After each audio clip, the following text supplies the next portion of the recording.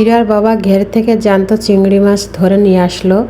তো এইটা দিয়ে কিন্তু আমি ক্ষেতের যে পাঁচমিশালি শাক থাকে, তো সেই শাক দিয়ে আর কাঁঠালের যে দানা থাকে ওই দানাটা দিয়ে আজকে কিন্তু রান্না করব। তো সেটাই কিন্তু আপনাদের সাথে শেয়ার করব। আর এইগুলা কিন্তু পাকা কাঁঠালের বিচি দানা যে যাই বলেন সেই নামেই চিনবেন। আর শাকের সাথে কিন্তু এই যে কাঁঠালের বিচি দিয়ে রান্না করা জ্যান্ত চিংড়ি মাছ, মানে এই রান্নাটা কিন্তু অসাধারণ হয় খেতে।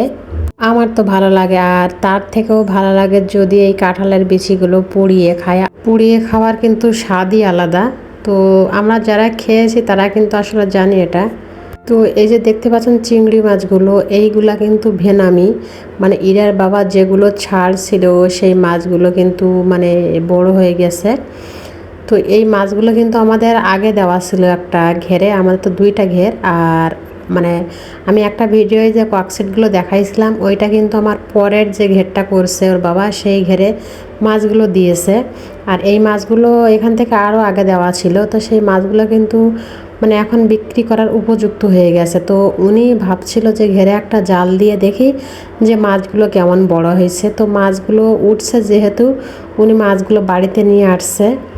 আর শাক যেহেতু তুলছিল আমার মা, এটা এই জন্য আমি আসলে ভিডিওটা করা হয়নি, উনি তুলে নিয়ে আসছিল। আর দেখতে পেলেন কয়েকটা বেলে মাছ ছিল। বেলে মাছগুলো কিন্তু ইরার খুবই পছন্দ। ইরা এমনিতে কোনো মাছ খায় না, তবে বেলে মাছটা পছন্দ করে, তবে ভেজে, কাঁচা কোনো মাছ উনি খায় না। তো আমি ইরার বাবাকে বলছিলাম যে মাছ নিয়ে আসছো কেন, তো উনি বললো যে যেহেতু পড়ছে প্রথম, তো বাড়িতে একটু খেয়ে দেখি, তারপরে না হয় বিক্রি করা যাবে না।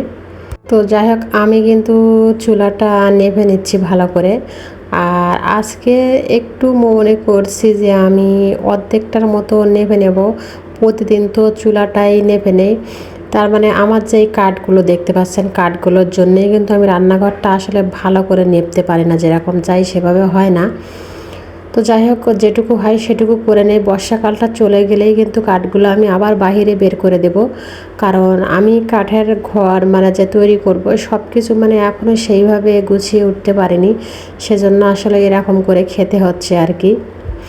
আর এই যে মাটির কলসিটা দেখছেন, এই কলসিটাও কিন্তু আমি খুব ভালোভাবে পরিষ্কার করে নিচ্ছি। কলসিটা ভালোভাবে পরিষ্কার করে নিতে পানি ভরবো, কারণ রান্না করার সময় বারবার উঠিয়ে পানি নেওয়া একটা ঝামেলার বিষয়। তো সেজন্য আমি ভাবছি মাটির কলসিতে পানি ভরে রাখবো। আর মাটির কলসিতে পানি ভরে রাখার কিন্তু একটা সুবিধা আছে। যদি আপনারা মানে পানিটা খেতে চান মাটির কলসির, তো দেখবেন যে মাটির কলসির পানি কিন্তু সব সময় ঠান্ডাই থাকে, প্রচুর ঠান্ডা থাকে। মানে এমনি নর্মাল পানির থেকে মাটির কলসিতে পানি রাখলে সেই পানিটা কিন্তু অনেক ঠান্ডা হয়। যাদের ফ্রিজ নেই তারা এটা করতে পারেন। আগেকার দিনের মানুষ কিন্তু এইভাবেই খেত, এইভাবে তারা ঠান্ডা পানি করতো, এই জন্য তাদের শরীরও কিন্তু অনেক ভালো ছিল। ফ্রিজের পানি যতই ঠান্ডা করুক না কেন, শরীরের পক্ষে কিন্তু এটা কখনোই ভালো কিছু বয়ে নিয়ে আসে না। তো যাই হোক, ধোয়া আমার পানি টানি সব ভরা হয়ে গেল। ওগুলো ভরে আমি আসলাম কাঁঠালের দানাগুলো কাটতে, মানে বিচিগুলা। তো দেখতে পাচ্ছেন এইগুলো আমি জাতি দিয়ে কাটছি। জাতিটা বললাম যে সুপারি কাটে, সেইটা আপনারা ওইটাকে কী নামে চিনেন আমি জানি না। তো আমার সাতক্ষীরা জেলায় এখানে কিন্তু আমি ওটাকে জাতি নামেই চিনি, মানে আমার আঞ্চলিক ভাষায়। তো সেটাই কিন্তু বললাম, হয়তো আপনারা ভিন্ন নামেও চিনে থাকতে পারেন।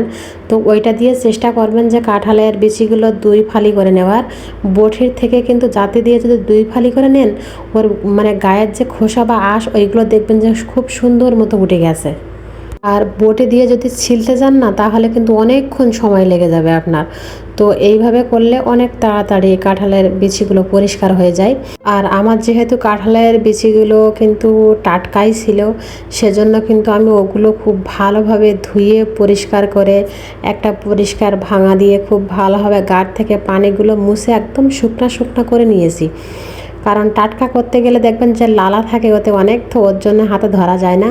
তো যখন ওইটা ধুয়ে আপনারা শুকনো ভাঙা দিয়ে মুছে নেবেন, তো মনে হবে যে এই দানাগুলো 1-2 দিন হয়ে গেছে এরকম লাগবে। আর খোসাগুলোও তাড়াতাড়ি উঠে যাবে। সুতরাং এখানে 1-2 দিন মানে ফেলেই রাখার কোনো মানে হবে না। এভাবে আপনি টাটকা দানা কিন্তু খেতে পারবেন। তো যাই হোক, আমি কিন্তু শাকটা সব মশলাগুলো কষিয়ে নিয়ে তারপরে দিয়ে দিলাম। অনেকে হয়তো বলতে পারেন যে কাঁচা ঝালটা কেন দিলাম না, বা শাক ভাজিতে কাঁচা ঝালটা দিলে ভালো হয়। তো আসলে আমি কেন জানি মনে হয় আমি কাঁচা ঝালের তরকারিটা খুব একটা খেতে পারি না, মানে আমার মানে এইটা মনে হয় যে আমার তরকারিতে খুব একটা কালার আসছে না, সাদা সাদা হয়ে থাকছে, মানে এই সাদাটাই আমার জন্য কেমন একটা লাগে। তারপরেও কিন্তু আমি চেষ্টা করি যে মাঝে মধ্যে দেওয়ার, কারণ ইরার বাবাও সবসময় বলা যায় কাঁচা ঝাল খাওয়ার জন্য। কাঁচা ঝালে কিন্তু প্রচুর পরিমাণে ভিটামিন সি থাকে, তো উনি বলে যে এটা শরীরের পক্ষে ভালো, তুমি এইটা খেতে পারো। তো আমার আসলে ওইভাবে খাওয়া হয় না কেন জানি না। তো যাই হোক, যতটুকু পারি যখন পারি কম বেশি চেষ্টা করি। তো এই যে দেখতে পাচ্ছেন যে শাকগুলো কিন্তু হয়ে এসছে প্রায়। আর আমি কিন্তু এর ভিতরে অল্প একটু পানি দিয়ে ঢেকে দিয়েছিলাম, কারণ যেহেতু শাক তো ঢেকে দিলে তাড়াতাড়ি হয়ে যাবে, কিন্তু কাঁঠালের বিচি যেহেতু দিয়েছি একটু সেদ্ধ তো হতে দেরিই হবে না, তা সেই কারণেই কিন্তু আমি এখানে ঢাকনা দিয়ে ঢেকে দিলাম। আর একটু আঁচ কমিয়ে আমি কিন্তু রান্না করতে থাকলাম, যাতে আমার শাকটাও একবারে গ্যাদগেদে না হয়ে যায়, আর বিচিগুলোও যেন খুব ভালোভাবে সিদ্ধ হয়ে যায়। তো আপনারা কিন্তু এভাবে চেষ্টা করে দেখতে পারেন যদি ভালো লাগে। আমার মনে হয় চাষ করা শাকের থেকে এই যে পাঁচমিশালি শাক, এগুলো প্রাকৃতিক অর্গানিক, এগুলো কিন্তু শরীরের জন্য অনেক ভালো আর পুষ্টি আছে। ভালো থাকবেন সবাই।